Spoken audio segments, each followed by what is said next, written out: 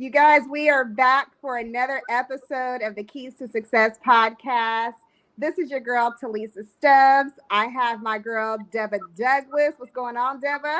Nothing at all. How are you doing this week? I'm doing good. It's been a busy week, but I'm excited about today's podcast because, first of all, women empowerment. First of all, like us women, we out here like killing the game. Deba is buying property after property. First, I know you were taking a break. Now you buying all of Dallas again. I've So been bought all of Dallas, like literally we literally we bought two properties on the same day and then did a cash out refinance literally the next day for another property. oh my Yeah. gosh. Just like amazing. And then your mentees are killing it. And then you guys, we have a special guest on the podcast today who is my friend, Melissa. Melissa is, first of all, amazing because she's a female, she's a builder, general contractor. Melissa, you got to give us like all the details. Hopefully, I got it all right. You But did. I wanted to have you on here just because there's not a lot of women who do what you do, and I just thought what better way to kind of shed some light on women in your arena and kind of talk about your story and how that it all came to be. So I just wanted to start off by saying thank you so much for joining the show. I appreciate having you here. But who is Melissa? What is your story? What is your background? Thank you, Talisa. Well, there is not a lot of women in the industry, but I every day I meet more. I'm starting, all of a sudden this portal has opened somehow in the last year, and I've I just met like my new best friend. Her name is Dawn Matzy, and she's been a builder in Southern California since the 70s. Like Wow. on her own, totally different than me because, I can't take all the credit. I'm a partner with my husband. Um, but Dawn, she really has done this. She took on, being a general contractor all on her own. And it's been really great to get to know her. And it's so funny. We speak the same language and we relate in a way that I can't relate to anyone else, Yep. Isn't you that know. big though to have somebody who does like what you do Honestly, specifically? she even said to me, like, we were talking the other night, and she's like, I feel like I've been on an island all by myself, and all of a sudden now you're like here with me.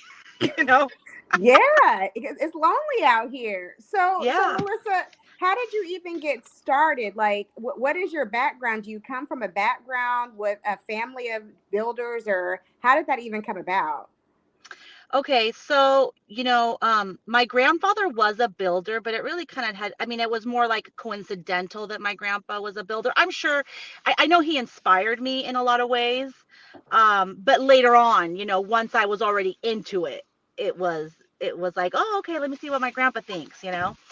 My husband and I, we met when we were 16, and we're high school sweethearts. We graduated high school together. We moved out. We started a family really young.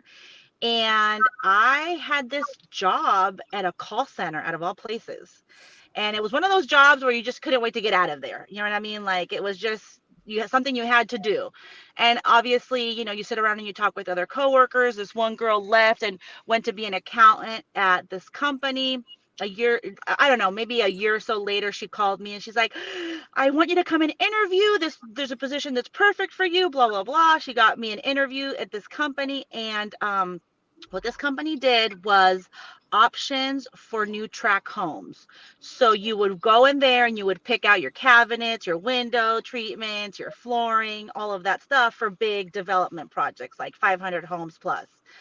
So I started in customer service in this company, and I had no idea that that's where my life was going to go, and that's where the direction that I decided to go into. So once I was there for about 6 months, I realized that I needed to be on the showroom as a designer because that's what I wanted to do. However, I had no education in interior design. I, didn't have, the requirements basically. I didn't have what they needed. So I stayed in that little customer service department for about a year. And when there became an opening into sales support, I applied and I, went and talked to the owner of the company, and I was like, look, I'm really passionate. This is what I want to do. And he gave me the opportunity and he said, go take some interior design classes. So I actually ended up getting a job that was better for me long term than what I wanted to, because what I really wanted to do was be in the showroom and be a designer. But they actually hired me to go out and help the sales team that was out acquiring all the contracts for the 500 homes, and I was their support team. So I was doing all of the model homes with big, huge interior design companies, and I was hooked. I mean, I was hooked. Once they let me in, there was no stopping it. So I did end up going and taking interior design classes, and I loved it for a while. Then I started realizing that um, I wasn't about all the little details, and I didn't have the patience if I was going to go to the public myself and deal with picking out tassels and fabrics and this and that. It was like, yeah, I want to do the work. Like, I want to be part of the change, and where you see the most, I feel like there's such a I don't know, rebirth to every project, because you get to start from nothing to something. And the amount, that's just exciting. And you can see and measure your success, and also the opposite, right? So at that point, my husband was also working for a builder. We were young. We were like 21, 22, and he was working for a builder, and he was like, I'm going to do like 10 side jobs and then I'm going to quit. It was so funny. I was like, okay. He's like, I'm going to quit because I can do this. He had been working there for like 3 years, and he had learned a lot in new home tracks. So I think he made it to like the fourth side job before he quit. I know he didn't make it to 10. Um, so he went out and got a painting contractor's license. And he was a painting contractor. And, at that point, like, you're starting out, you'll do whatever, right? So, like, painting, baseboards, whatever people needed, he would do. And a few years, like, I don't even know if it was a few years. I'm trying to think, maybe like by 2002 or so, he started needing my help with, like, oh, these people want to do this. They need somebody to help them, like, pick out the materials or whatever. So then I started helping him. And a few months into it, I just loved the freedom of being my own boss, and I didn't have to answer to anyone, like, I didn't have to worry about my schedule and all of that. I was able to, at a really young age, have freedom that I didn't see a lot of my peers have. They were all stuck at that office from 9 to 5 or whatever their situation was, right? And I found myself in positions to pick up my daughter from school, and just it was way more aligned with where I wanted to be in life. So Steve and I had a sit down, and he was like, babe, if you really want to do this with me, I think that you need to be realistic and know that this is a man's world. And if you don't know, you don't know. And you can't really, like, be part of the club in a way, like, in a nice way, in a loving way. So he's like, so I really think that if we're going to do this, you should get your general contractor's license. And the reason you should do it, I think he was a little bit traumatized as a child. He grew up in an environment where his grandparents raised him, and his grandpa did everything. I mean, his grandma didn't even drive, didn't know how to read. Um, that kind of thing. And he just wanted to make sure that was never the case with us. And if he died, that if something happened to him, but yeah, death was like the one thing. He was like, if I die, you need to be able to run the show, you know? And we agreed that it was going to be way more beneficial for me and for our business if I did it. So I studied and I got my contractor's license and never looked back. This was in 2002 is when I got the license. And we worked together, just really figuring it out as we went. There wasn't a roadmap. Back then, there was the internet, but we weren't really on it, like, there wasn't all the things so we learned a lot by trial and error. And we hired a lot of the wrong people and a lot of the right people. And did business with people that we probably shouldn't have. But, all of that taught us everything that we needed to learn, because at the end of the day, I never actually finished college. I, took those interior design classes to get hired and then left it alone. So for us, our business was our college. And, now 21 years later, 22 years later, we have 28 employees, and everybody's been with us for over 10 years. My husband has been able to take on other projects that have nothing to do with construction and has left for months at a time, and I've been able to hold it down and keep everything going. So he was right. I think that without a lot of like real knowledge, pure intuition told him what we needed to do as a family, and luckily, we did, and here we are. Wow. Oh, Deborah, you're muted. You're muted, Deborah. Sorry. Oh my gosh. So a huge applause for everything that you have done and accomplished. And one thing, it's like I want to make sure that the viewers really listen and really get the fact of a lot of things always start with humble beginnings.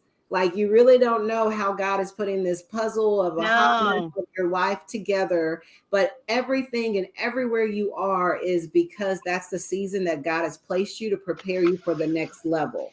And if you would have been like, you know what, I don't want to get interior design, I don't want to do this, you would have never been able to get to where you are now, even though, you were kind of like hesitant about it, but you went Mm-hmm. through it regardless and you did it. And then it was like new levels of continued growth. Like you did the interior design, then you started realizing like I like it, but it's not really where I want to be. Then instead of you just, because a lot of people do this, they just kind of stay, well, it's a good job, I got good benefits, I'm Yeah. going to stay where I'm at. But something inside Right. of you kept yearning and saying, I want to do more, I want to do bigger. And your husband's intuition of saying, yes, I'm doing these things, I got my license, but in order for us to be a power team, I want you to also bring, so it can also be a complement to what we're doing. Yeah. And a lot of it was that he would notice that people didn't really take us serious. Well, not us, because I think they took him seriously because he knew, he was there doing the work, right? But he felt like, people aren't going to take you seriously. First of all, we're really young, Right. and you're a girl and you're a Hispanic girl. Like, there's a lot of things that, with in that little equation itself, that could hold you back. So, Yeah. anyways, just, people's, Yeah. Opinions and their opinions limiting and beliefs. Yeah. whatever the case may be. And he was right, and I'm so glad that he pushed me, because there was a time where I was like, I don't get this, I don't, and we got through it. I think the most rewarding part of all of it is looking back and knowing that we've always done right by people, Mhm. and that right there will just, it's an elevator. You know what Yes. I mean? You don't need to do anything else but do right Yeah. and treat people the way that you want to be treated, do the work the way that you would want somebody to do it for you if you were paying. And we have actually never advertised. Like, we've never done one little bit of any sort of Wow. advertising campaign. It's always been word of mouth. Wow. Um, it's That's funny that you huge. mentioned, That's God has your back, because even when we bought our first house, this was really funny. Steve made like a little painting flyer and put it at this pizza shop. One day a lady calls us and she's like, "Hey, I saw your flyer at Gianni's Pizza in Oceanside and I need to get my house painted."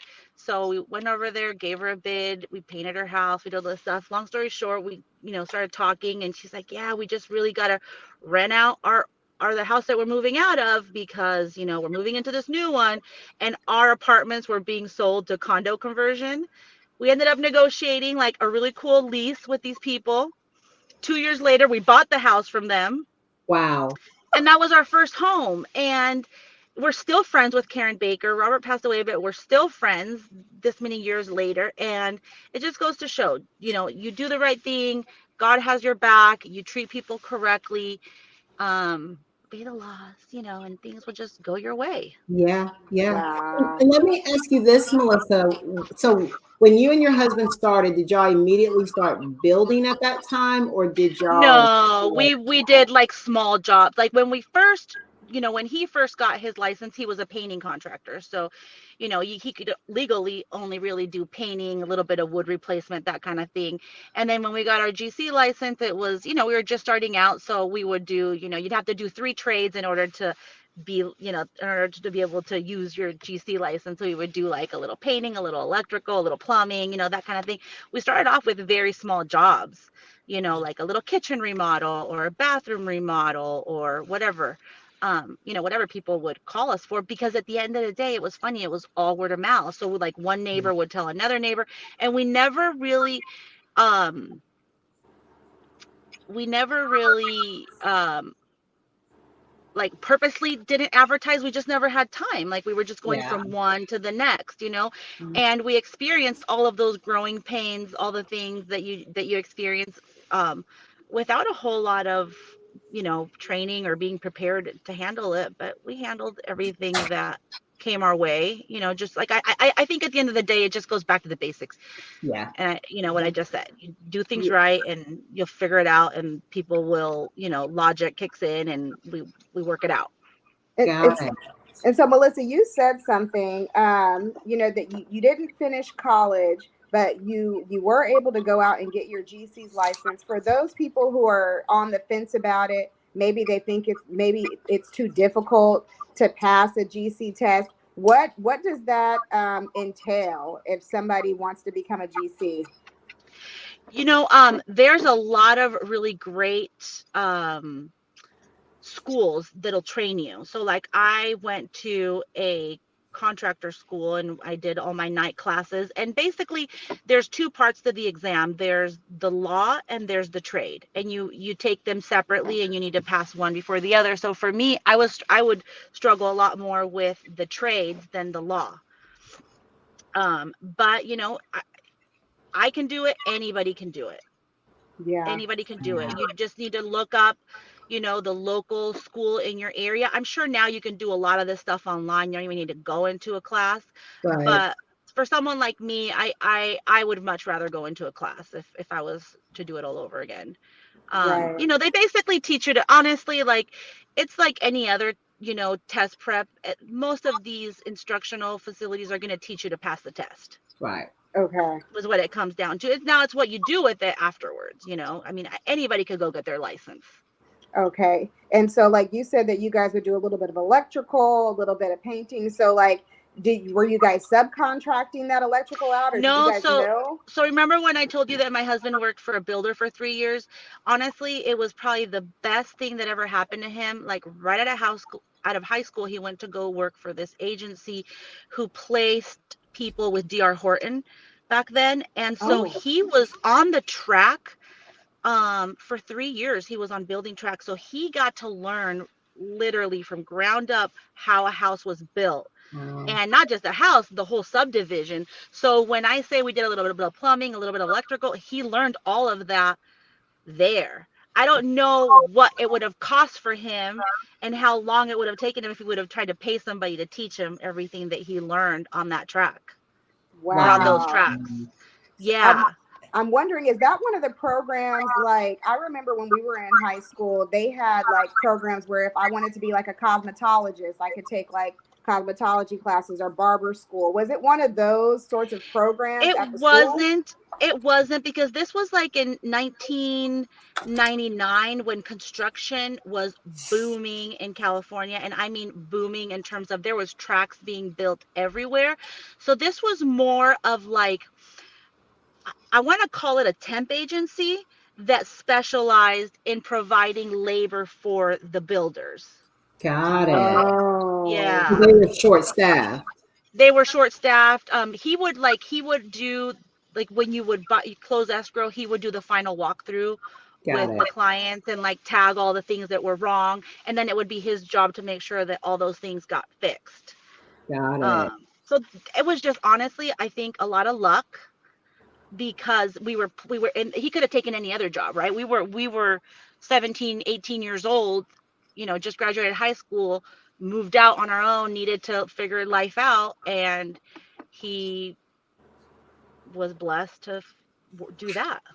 Wow. Man. That's beautiful. And just the fact that, like, I mean, obviously it goes to show just how crazy the building industry was at that point, because the fact that we both ended up working in that same industry, being so young and so inexperienced. um Shows the demand of what was yeah, going on. yeah, but I think that that demand is still here in different, I mean, obviously not at that level, but I think if anybody is really really interested in getting into construction, there is so many programs now, there is so many like certification courses, there's a lot of the a lot of the community colleges offer like a 6 month certification. So I think there's definitely lots of good resources out there. Nice. Yeah. And talk to us about, like, you guys, when you started, what are you guys working on now? Are you only doing new construction now? How do we get into new No, so construction? about 15 about 15 or 12 years ago, we sort of just shifted gears naturally. We were referred to a client who wanted us to bid on a couple of apartment rehabs, and we did a bunch of multifamily um, renovations for a group that was buying up a bunch of properties here in San Diego. And um, that was, I want to say about, yeah, I think about 15 years ago, we started working for them. And it was, like I said, it was a referral. Being in that little pocket in San Diego, we got a lot of exposure. A lot of other property managers would drive by our job sites, would get a card, whatever. And we've sort of just been working on, for the last 15 years, we've done a ton of multifamily rehabs and redevelopment. We've done ground up construction. We have some clients that we just service a lot of their properties, most, like I said, mostly multifamily. And then in the last 5 years, I would say a lot of folks have started doing a lot more real estate investment on their own. And Mhm. just being in San Diego and being, knowing some of the people that we know, we just end up getting referred to different groups that use our services. Um, we're making the transition where we're trying to accommodate our clients, keep up with what they need us to be able to do, and also work on our own projects now.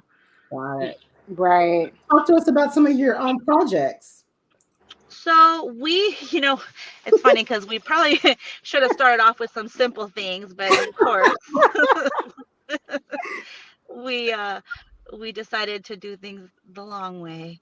So we have a couple of projects that we decided to buy raw land and get it entitled here in San Diego. It is not an easy task. It's taken so much longer than anticipated, but it'll be worth it in the end. So, Melissa, I wanted to just Yeah. ask real quick because you and your husband, you guys started doing business together very early on. How Yeah. is it working, like being partners with your husband? Are there conflicts? Are there, like, keep it real with us? What do Oh, you for guys? sure. Yeah, yeah, no, there is. I mean, luckily, I think my husband and I have a really unique relationship. We've grown up together. So when things come up, we've learned. Let me just say, we've learned to argue. We've learned to fight about things, especially when it's work related. It's really, really, really important to keep that stuff separate from home. It just is. It's hard to do it at first, but once you get into it, you're good and you can just move on. It goes back to the basics though. I mean, um, I have my set of responsibilities. He has set his set of responsibilities. Sometimes I fall short. He's there to catch me. Same with him. So I think at the end of the day, I don't know how I would partner with anyone else. Yeah. Yeah. I mean, him and I have just a really special thing. I mean, the fact that we've been together since high school, that we work together, that we have kids together, that everything we do is together is, I think, really unique in itself. And I think the best advice I can give to people is if you want to work with your husband or your wife or your partner, your sister, whatever, you just have to be respectful of each other and Mhm. know your value, know their value. Don't take things so personal sometimes. We're all on the same team. Yeah. Yeah. Yeah. Remember that, you Yeah. know.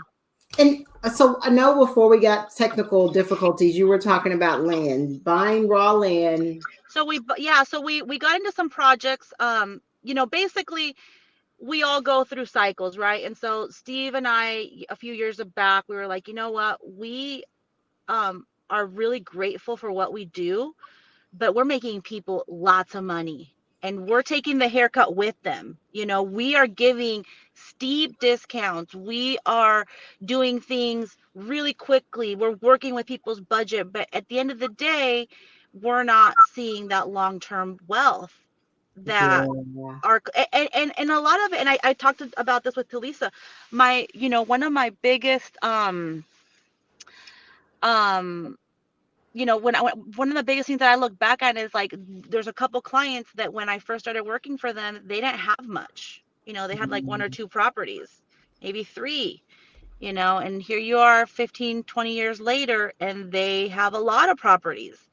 And one client in particular has been a huge inspiration because we saw where they started, and it was, two guys and, probably some investors at the time. Back then I didn't understand a lot of that, but, a few investors. And fast forward, and, probably 500 buildings later, Wow. and I'm still working with them and I love them. I'm grateful to them, but it's not what I want to have a piece of those 500 buildings at some point too. And so that's where we're at. We've bought a few small multifamily properties that we've been able to hold. Um, and we came across some great opportunities to buy some raw land. So we are going through all the entitlements to build a couple of custom homes here in San Diego. Okay. And it's funny, Deba, because I really like Dallas.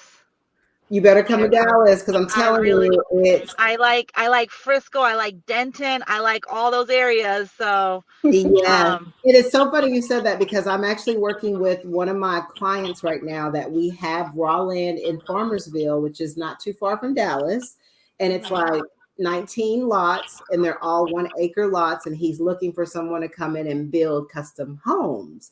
So, I mean, and it's already approved hey, from the city. So there's options. And I literally build houses.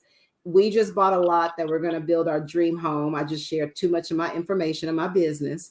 But that's like okay. We building can is celebrate where, that too. yeah, building is where it's at. So yeah, like I think you should definitely come to Dallas. Yeah. And I mean, you guys have so much less red tape than we do. I mean, it's insane what can be done out there Yeah, and the time that it can be done yeah, in. yeah. Yeah. So Melissa, and I know we haven't talked about it, and if you don't want to talk about it on here, that's fine. But if you are okay, I know that we were supposed to discuss like a $7 million deal that we were going to have to raise about 3 million for the down payment. Do you want to talk about Right. that or? We can talk about it because we can talk about it. It's not going to happen. Okay. There's going to be so I did find a great property. I went through the whole due diligence. There is going to be a lot of environmental issues on this one. It's going to drag on for way too long. My I don't want to drag any investors through a 5-year process. I'm not in a place to yet. Got it. Yeah. So Gotcha. yeah, it if somebody could, weather that 5-year storm, that's who that project is for. It's not for me. And what was that? Was that like a new build of apartment complexes or It's what new was build of that? apartment complexes, but it's going to require coastal commission approval. They have some native plants in the area that need to be mitigated. There is gnat catcher birds. It's just going to be a real long, drawn out environmental process, and it'll probably cost $500,000 to get through all those environmental studies to Mhm. maybe get a no later. Yeah. Yeah. Yeah. Yeah, I feel you. I feel you. So, Yeah. so as of now, I know that you want to, I know that you were talking about doing more buy and holds or just, putting more money back in your pocket. Maybe Yeah. not taking on as many clients, but really Right. focusing on your own stuff. And so in the near future, where do you see yourself in like the next 5 years? In the next 5 years, I'd like to, if I am going to take on clients, it's going to be really, we'll see. We'll see if we're taking on clients in 5 years. I mean, Yeah. I don't want to ever say no to, what could happen in the future, but as of right now, we're really trying to focus on our own projects. Got And it. like I said, we're going to service the accounts that we have, and we're not at a place yet where we're ready to not do the jobs that we have a 2-year pipeline that we need to service. So I mean, that's number one. But so far our plans have been to either JV with the right partners or to just do our own deals. And this year we already have 3 JV opportunities with a client that we did work for in the past. So I'm really happy with that. I think that there is so many moving pieces that partnerships are where it's at Yeah. for what we're doing. I really do. I think that, we've done everything on our own for a lot of years, but you have to be honest with yourself. And I think also as you get older, you really cherish your time a lot Yeah. more. Yeah. And I want to, the next 5 years, I see myself balancing out work a little bit better with multiple JV partnerships, Yeah. with So the Yeah. let right me ask you this, partnerships. Melissa, you mentioned that you have a couple of multifamilies that you buy and hold. Hmm. Talk to our viewers and listeners about how you were able to acquire those. Like, what lending did you use? Did you use cash? And like your cash flow, where are you at now with those buy and holds? What was that So breakdown? now the buy and holds were tricky at first because, I mean, I think California is just a tricky state. The prices are what they are. So the first one we were able to purchase, we actually used we used our own money for. We didn't know about, raising money or any of that. So we ended up, putting down the 20% and Yeah. doing it, but we bought it at a decent time where it made sense. Today the numbers wouldn't pan out for that. Okay. We've been able to do a couple of buy and holds with some family members, and we ended up buying them out.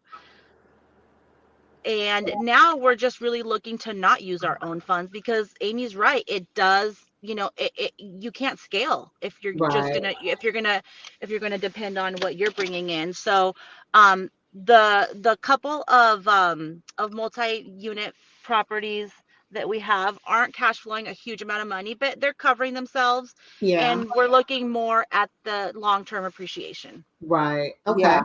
Now, when you said with family members, the other ones, did y'all use cash as well with the family members? Yeah, we did. We all Got put our it. money together. Okay. Yeah. Have you Yeah. ever And did like hard money lending? oh yeah, yeah, yeah, yeah. A Okay. lot of the development projects that we do, we have to use hard money for sure. Got it. Okay. Yeah. So as you're thinking of moving forward in the future with buy and hold, what is your process and plan of acquiring those?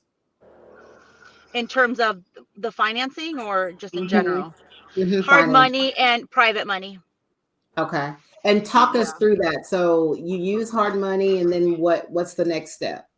So right now, for instance, I have a deal where I'm gonna buy a property. It's 3 units, and we're getting a hard money loan for 90% of the purchase price and 100% of the rehab. Okay. Okay, so for that one, I'll just bring in an investor for the down payment, and once we rehab the units and we sell them, we'll get the investor paid back, and hopefully they'll reinvest. Got it. And then Gotcha. then you go and do a cash out refinance, or how do you pay off the hard money lender? Oh, well, you know what? On this one, I'm not holding it, so we're gonna sell it. Got it. Okay. So it's a Okay. multifamily rehab that we're gonna.